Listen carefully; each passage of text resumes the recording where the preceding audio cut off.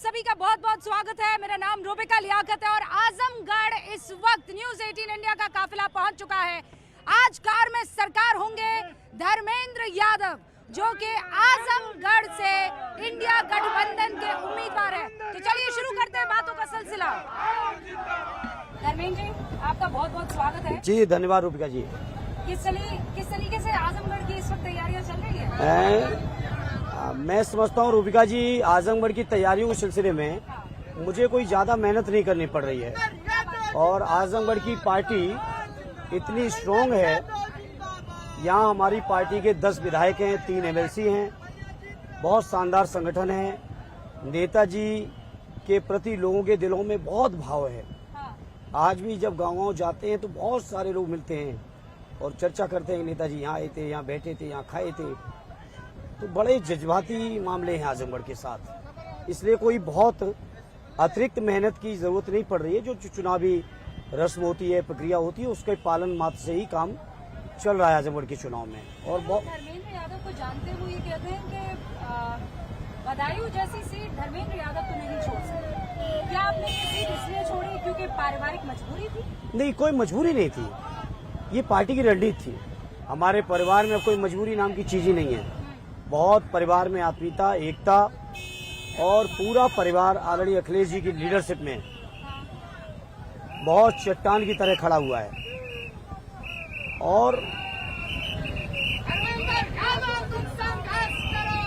कोई पारिवारिक मजबूरी नहीं है। आजमगढ़ के लोगों की भावनाएं थी। चूंकि मैं पिछला बाई इलेक्शन यहाँ से हारा था, तो आजमगढ़ के लोग चाहते थे कि मेरी ही उम्मीदवारी पर इस बार निरहुआ को हराया जाए।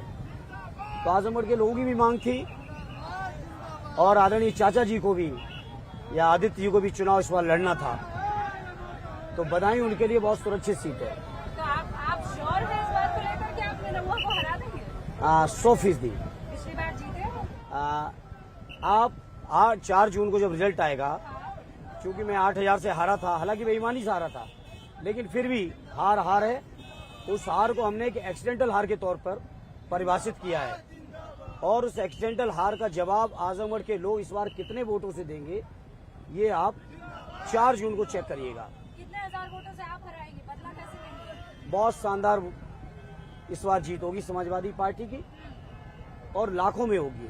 80 में से कितनी सीटें ला रहा है इंडिया गठबंधन? हमारे राष्ट्रीय अध्यक्ष जी कह चुके हैं कि एक पर अभी हम संघर्ष कर रहे हैं जीत के लिए, बाकी 79 हम जीत चुके हैं या जीत रहे हैं।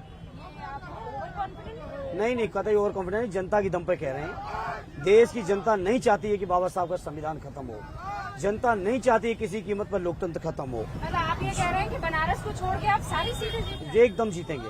बनारस पर भी संघर्ष है, अभी लास्ट फेज का चुनाव है, लहर का असर पड़ेगा बनारस पर भी। क्या लहर है जो उनके खिलाफ और आपके पक्ष में है? देखिए, 10 साल तक भारतीय जनता पार्टी या मोदी जी के ऊपर लोगों ने एकदम फेथ किया है।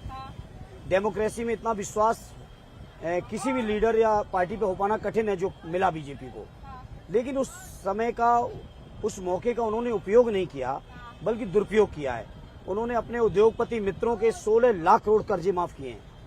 लेकिन अगर किसान की छोटी छोटी भी कर्ज है बैंक का, तो रिकवरी पहुंच रही 5,000, 10,000, 20,000 के लिए, वहाँ 16 लाख करोड़ माफ कर दिए गए हैं।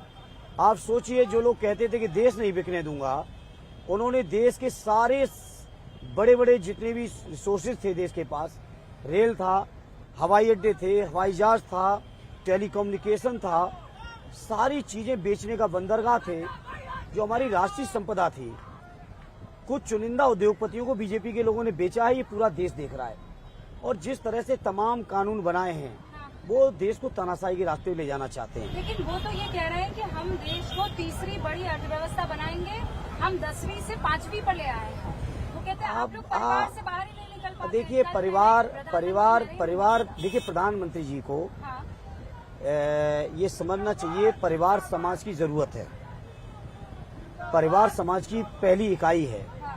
तो परिवार तो रहेंगे परिवार वालों पे। अगर प्रधानमंत्री जी को परिवार से इतनी नफरत है, तो जो लोग परिवार वाले हैं अनाउंस कर दें, उनके वोट नहीं चाहिए उनको।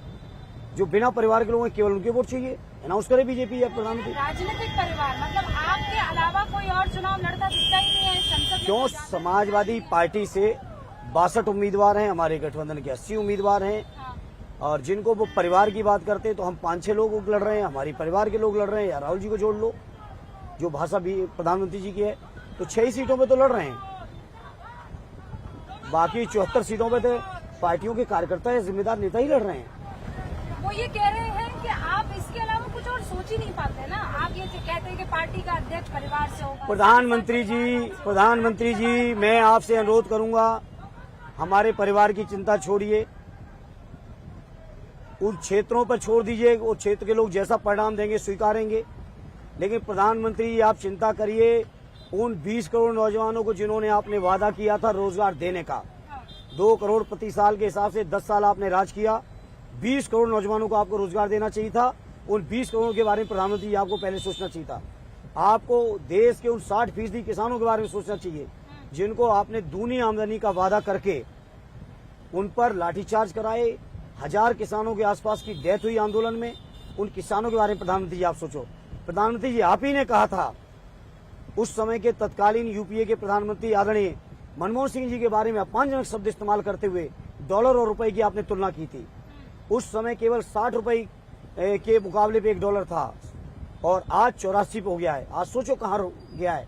प्रधानमंत्री आपने ही कहा था कि रुपए की वैल्यू नहीं गिर रही, देश की साख गिर रही है। तो आप ही की परिभाषा को अगर मानूं तो अब तक के जितने भी प्रधानमंत्री हुए आपने सबसे ज्यादा साख गिराई है। जहां बड़ी अर्थव्यवस्था की बात करते हो वहीं हमारा देश मजबूर इस बात पर है कि 80 करोड़ लोगों को सरकार से अनाज की जरूरत पड़ रही है। मैं प्रधानमंत्री जी से कहूंगा, अगर आपने 20 करोड़ लोगों को रोजगार दिए होते जो आप ही का वादा था, तो मैं 80 करोड़ की बात छोड़िए, आज एक व्यक्ति को भी फ्री अनाज की आवश्यकता नहीं पड़ती। धर्मेंद्र जी मेरी तरफ से, न्यूज 18 इंडिया की तरफ से आपको खूब सारी शुभकामनाएं। और ये चुनाव आपका आजमगढ़ में बहुत दिलचस्प होने वाला है। हम 4 जून को फिर आपसे मुलाकात करने वाले हैं। बहुत बहुत शुक्रिया धर्मेंद्र।